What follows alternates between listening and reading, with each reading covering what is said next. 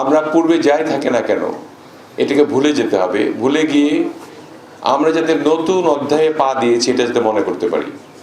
আমরা যাতে মনে করতে পারি যে আমরা একটা নতুন বাংলাদেশ পেয়েছি, যে বাংলাদেশে ফেসিবাদের আর উত্থান হবে না। সেই জন্য কিন্তু আমাদের নিজেদেরকেই একটু সংযত হয়ে শৃঙ্খলা বজায় রেখে আমরা আমাদের পার্টিসিপেশন নিজেরা সকলেই বাংলাদেশের জন্য দিতে হবে।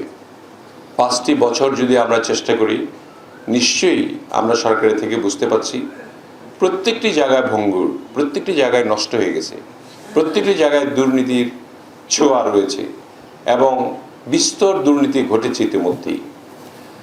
সেগুলিকে পূরণ করতে হলে আমাদের সময় বেশি দিতে হবে, কাজ বেশ করতে হবে। আমাদের যারা সরকারি কর্মকর্তাগণ রয়েছেন, প্রজাতন্ত্রের কর্মকর্তা রয়েছেন, তারাও কিন্তু মাননীয় প্রধানমন্ত্রী তারেক রহমানের নেতৃত্বে যে তার যে কর্মক্ষম অবস্থান দেখে তারা নিজেরাও পরিবর্তিত হচ্ছেন। ইতিমধ্যে যারা কাজ করতে অপারগ, কাজ করতে পারবেন না, তারা সরে যাচ্ছেন। এটা একটা ভালো সাইন। যারা কাজ করতে পারবেন, যারা সক্ষম হবেন দেশের কাজ করার জন্য, জনগণের কাজ করার জন্য, তারাই যাতে প্রজাতন্ত্রের কাজ করেন, এটাই হলো মূল উদ্দেশ্য। আর আমরা যারা নির্বাচিত হয়েছি তাদের কিছু প্রতিশ্রুতি আমাদের জনগণের জন্য রয়েছে। সেই প্রতিশ্রুতিগুলি যাতে আমরা পূরণ করতে পারি, সেই জন্য গতকালকেই আমরা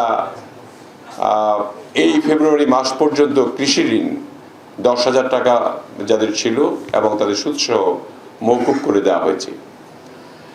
এবং আমাদের আস্তে আস্তে ভিজিএফ কার্ড, তারপরে আমাদের কৃষক কার্ড, আমাদের ফ্যামিলি কার্ড, এগুলো যেভাবে প্রতিশ্রুতি দিয়েছিলাম আমরা সেগুলি বাস্তবায়ন করার জন্য মাননীয় প্রধানমন্ত্রীর নেতৃত্বে প্রস্তুত রয়েছি এবং হয়তো মার্চের থেকেই আমরা শুরু করব এগুলি।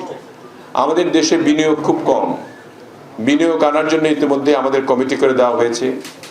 আমরা বিনিয়োগ বোর্ডের সঙ্গে আলোচনা করছি। শিগগিরই আপনারা পরিবর্তন দেখতে পারবেন, হয়তো রোজার পর থেকেই।